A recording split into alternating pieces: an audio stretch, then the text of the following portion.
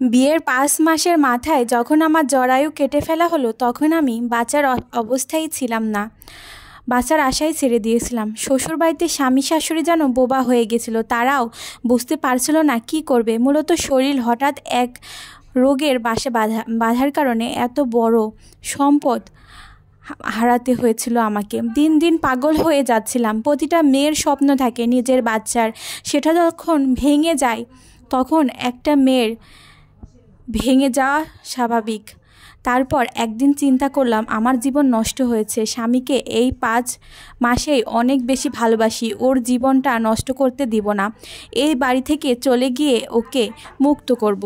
যেই ভাবা সেই কাজ। তারপর নিজের বাবার বাড়ি চলে গিয়েছিলাম।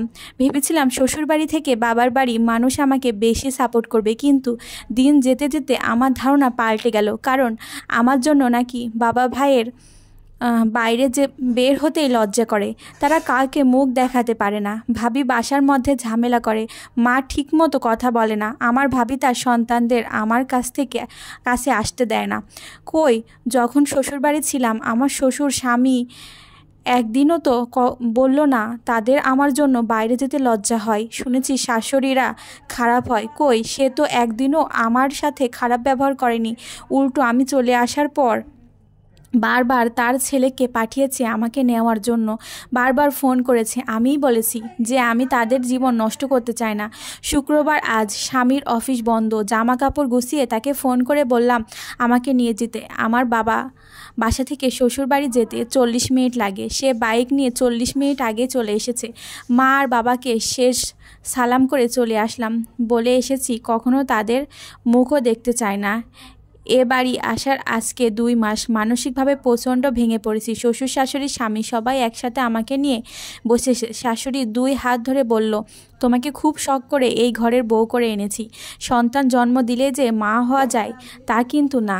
আদর ভালোবাসা দিয়ে ছোট থেকে পেলে পেলে বড় করাটাই মূলত প্রকৃত মায়ের প্রকাশ। বাচ্চা তো রাস্তার পাগলিও জন্ম দিতে পারে। কি তুমি চিন্তা করো না, এসব নিয়ে আমাদের পরিবার পক্ষ থেকে তোমার উপর কোনো প্রেশার করবে না। তুমি এতিম খানা থেকে একটা বাচ্চা নিয়ে নিতে পারো। শাশুড়ির দিকে তাকালাম। ভাবছি শাশুড়ি এমন হয় ঠিক রাখতে পারছি না নিজেকে। তাকে শক্ত করে জড়িয়ে ধরলাম। এমন শাশুড়ি কয়জন পায়? এতিমখানায় আমার স্বামী বলে রেখেছিল ছোট্ট বাচ্চা নিব আমরা।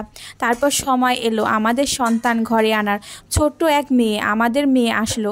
আমার শাশুড়ি আদর করে নাম রেখেছে ফুলতা। সবাই খুব ভালোবাসে ওকে। তারা বুঝতেই দেয় না যে এটা তাদের রক্ত না। আমার মেয়ের বয়স 12 বছর। সে এখনও জানে না তার আসল পরিচয়।